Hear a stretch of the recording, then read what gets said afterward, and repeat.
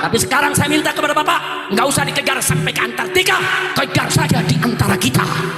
Jangan kau ambil pajak dari rakyat sekecil apapun, selama korupsi tidak dibasmi, selama koruptor tidak ditangkap, selama koruptor dilindungi, maka selama uang negara diboroskan, selama uang negara seenaknya kau keluarkan, haram mengambil pajak dari rakyat kecil. Maling ayam penjara setahun. Nenek-nenek di Jawa Timur nyolong kayu sebatang 3 batang penjara setahun. Petani di Jawa Tengah mencuri semangka 1 butir 1 tahun penjara. Kemarin saudara 271 triliun cuma 6 tahun. Gila saudara, 271 triliun.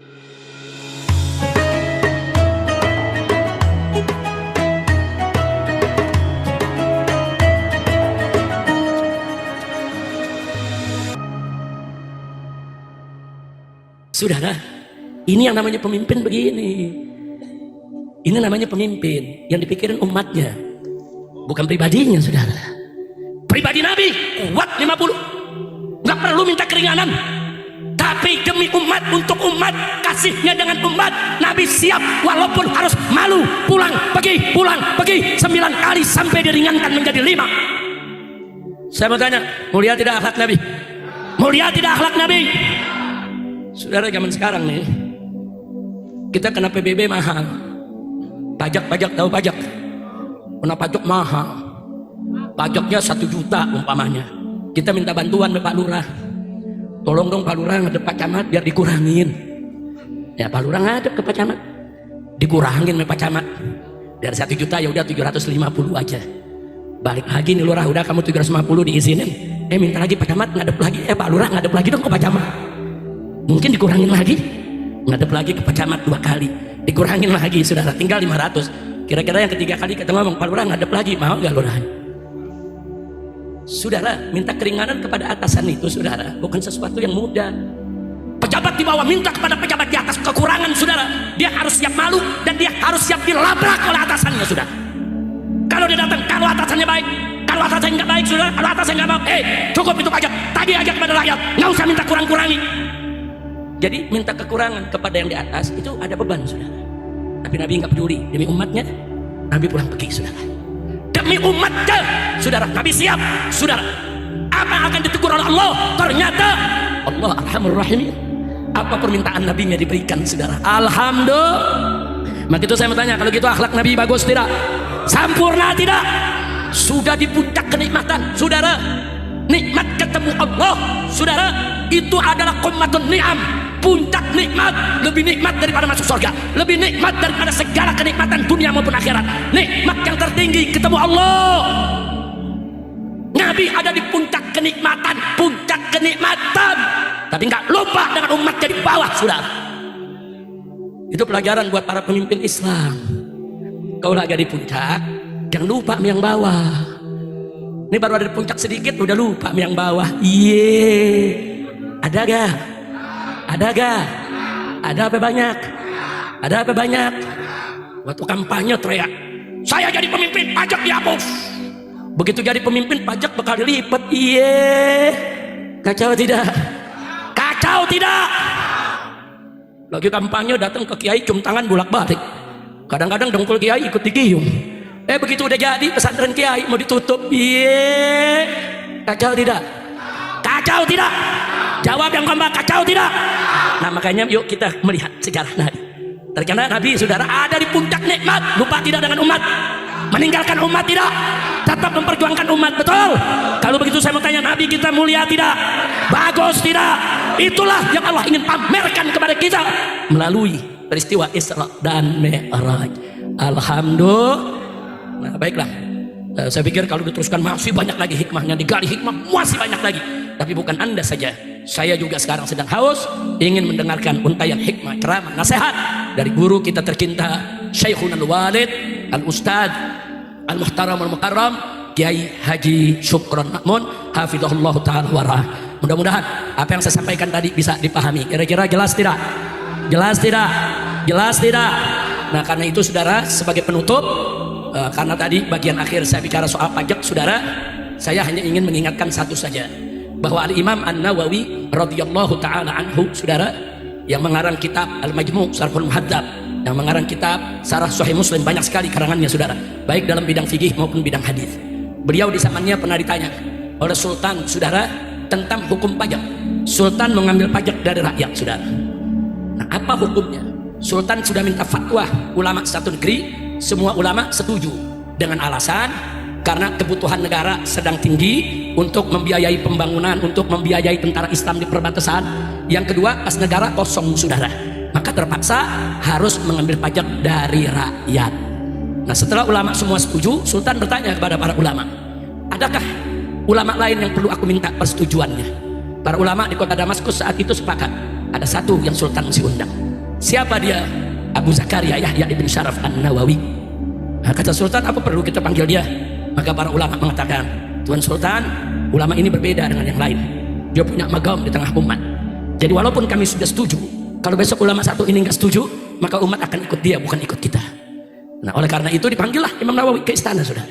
Dijemput langsung oleh pasukan. Beliau tinggal di pinggiran kota Damaskus, namanya desa Rawak saudara. Beliau dipanggil, hadir, duduk di depan Sultan. Setelah duduk di depan Sultan, Sultan menyampaikan, ya Abu Zakaria, ini semua ulama yang hadir di tempat ini udah setuju aku ngambil pajak dari rakyat. Nah, cuman kita membutuhkan persetujuan Anda. Akhirnya Imam Nawawi mengatakan, baik Tuan Sultan, aku akan setuju, tapi ada 3 pertanyaan dulu yang aku ingin ajukan. Kalau kau jawab dengan baik, aku setuju untuk kau ambil pajak dari rakyat. Yang pertama, untuk apa kau ambil pajak dari rakyat? Sultan menjawab, untuk pembangunan, untuk gaji para pegawai, para pejabat, untuk membiayai tentara itu di perbatasan agar negeri kita tidak diserang oleh tentara musuh, dan seterusnya. Kata Imam Nawawi, ahsan, bagus kau punya jawaban. Sekarang yang kedua. Yang kedua, kan kita punya kas negara. Kenapa harus ambil dari pajak? Kenapa nggak ambil dari kas negara saja, Baitul Mal? Dijawab oleh Sultan, Baitul Mal kosong. Kalau Baitul Mal ada isinya, aku nggak ambil pajak. Ini Baitul Malnya kosong, nggak ada lagi kita punya dana. Kata Imam Nawawi, ahsan, bagus kau punya jawab. Nah, sekarang yang terakhir. Yang terakhir, kenapa kas negara kosong? Sultan tersinggung. Kata Sultan, mada taksud bikalam? Kau punya maksud apa, Abu Zakaria? Ya kata Imam Nawawi, enggak, jelaskan dulu. Kenapa kas negara kosong? Dipakai untuk apa? Jelasin dulu. Marah Sultan berdiri dari kursinya. Kurang ajar, kau punya maksud tidak baik. Hei Abu Zakaria. Apa kata Imam Nawawi? Imam Nawawi kiai dibentak oleh pejabat, dia berdiri juga sudah. Imam Nawawi berdiri, hei Sultan, jangan kau pikir aku tidak tahu. Kas negara kita kemarin masih banyak, dipenuhi dengan emas, perak, dinar, dirham, permata, mutiara, segala macam kita punya. Kenapa sekarang kosong? Karena kau bagi-bagi untuk istri-istrimu, untuk dayang-dayangmu, untuk putri-putrimu, untuk keluargamu, untuk pejabatmu, sehingga kas negara kosong. Marah Sultan saudara. Imam Nawawi katakan, wallahi, demi Allah, kau kembalikan dulu semua itu ke kas negara, ke Baitul Muslim. Kembalikan. Kalau semua sudah dikembalikan masih kurang, baru boleh kau ambil pajak dari rakyat. Tapi kalau kamu tidak kau kembalikan, kas negara seenaknya digunakan. Kalau zaman sekarang dikorupsi saudara, maka demi Allah haram kau ambil pajak dari rakyat walaupun 1 dirham. Takbir. Ini dia saudara, yang diundang Imam Nawawi bukan ulama istana. Tegas ngomongnya. Yang pertama diundang ulama-ulama istana. Iya aja apa kata Sultan.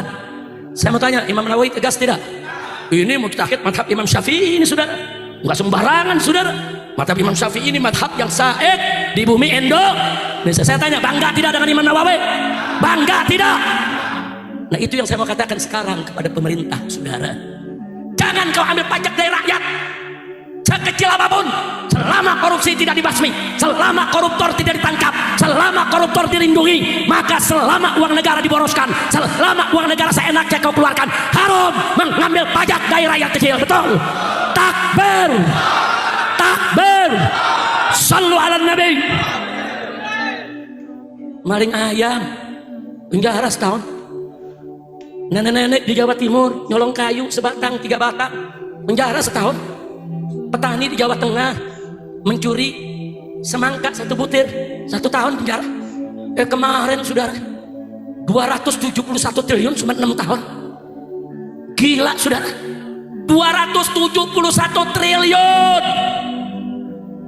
Saya mau tanya, orang Cirebon pernah lihat gak? 271 triliun. Pernah lihat gak? Sama. Ya kita orang miskin mana pernah lihat cuma segitu. Tapi 271 triliun. Ini saya mau gambarkan lagi nih sebelum saya tutup. Bagaimana kayaknya 271 triliun. Kalau diambil 1 miliar per hari kita makan 1 miliar. Ada orang Cirebon sehari 1 miliar? 1 miliar, wah, ambil restoran-restorannya kita beli. 1 miliar per hari, setahun berapa hari? Dalam hitungan nasional 365 hari. Berarti setahun cuma saudara 365 miliar. Saudara, belum 1 triliun. Berarti 1 triliun 3 tahun, saudara. 1 triliun buat makan 3 tahun. Nah kalau 271 triliun, lu kali 3, 742 tahun, saudara. Kalau Anda punya duit 271 triliun, maka berarti Anda bisa makan 742 tahun, satu harinya 1 miliar. Banyak keberigit. Untung gak pingsan lu dengarnya. Di penjara cuma 6 tahun. Saya mau tanya orang Cirebon nih, lu dikasih duit 271 triliun tapi di penjara 6 tahun, mau gak? Mau gak? Mau semua, Beb. Haji Alvan teriakannya juga mau, Beb. Tapi Haji Alvan ini pengusaha, saudara. 271 triliun di penjara 6 tahun. Kacau tidak? Kacau tidak? Nampaknya saya sudah sampaikan kepada Bapak Presiden terpilih Prabowo. Pak, emang lu Prabowo? Kita udah sampaikan kepada Bapak Prabowo, saudara, yang seperti ini jangan dilindungi, betul? Pidato Bapak Prabowo ketika diangkat, saudara, menjadi presiden luar biasa. Para koruptor akan kita kejar sampai Antartika. Luar biasa. Takbir. Tapi sekarang saya minta kepada Bapak, nggak usah dikejar sampai ke Antartika, kejar saja di antara kita. Karena di antara kita udah banyak koruptornya, betul? Betul. Nah sekarang saya mau tanya, kalau Bapak Prabowo tangkap semua koruptor, setuju tidak? Dukung tidak? Bela tidak? Kalau Bapak Prabowo membasmi koruptor, saudara, kemudian mau dijatuhkan oleh para oligarki, terus mau dikudeta oleh orang-orang koruptor pengkhianat, kira-kira kita bela tidak? Bela tidak? Siap ganyang koruptor? Siap ganyang koruptor? Siap basmi korupsi? Betul? Takbir. Alhamdulillah kita sudah mendapat at-tajliyah, penjernihan dari Al-Mukarram guru kita Habib Rizik tentang peristiwa Isra Mi'raj. Sudah tidak perlu saya menjelaskan karena sudah begitu jelas. Yang saya lanjutkan, akan saya lanjutkan pidato Habib Rizik yang terbelakang. Yang mau saya lanjutkan untuk memberantas korupsi. Ini saudara semuanya ini termasuk pendukungnya Bapak Presiden. Karena Bapak Presiden akan mengejar segala koruptor. Gak usah ke Antartika Pak Presiden, gak usah ke Padang Pasir, cukup orang sekitar Anda saja tangkap yang korupsi, selesai urusan. Betul apa tidak? Ya, gak usah jauh-jauh ke Antartika. Antartika gak ada koruptor. Di situ es, yang ada binatang, namanya binatang Siberia, binatang buas yang ada, yang bulunya itu kurang lebih 30 cm tebalnya. Itu binatang yang ada di Antartika. Tidak ada orang. Saya minta ini semua tadi syair-syair yang Anda ucapkan itu semuanya pendukung Pak Prabowo. Karena Pak Prabowo akan menangkap. Itu peribahasanya, artinya sejauh sana pun bukan berarti Pak Prabowo mau ke Antartika. Di Antartika nggak ada orang korupsi. Yang ada di sini sekitar Pak Prabowo. Betul apa tidak? Itu aja tangkap.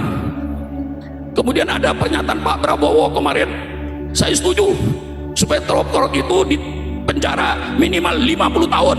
Betul kan, Wib? Kami dukung Pak Prabowo. Lebih dari itu kami macam mendukung. Kalau perlu 100 tahun,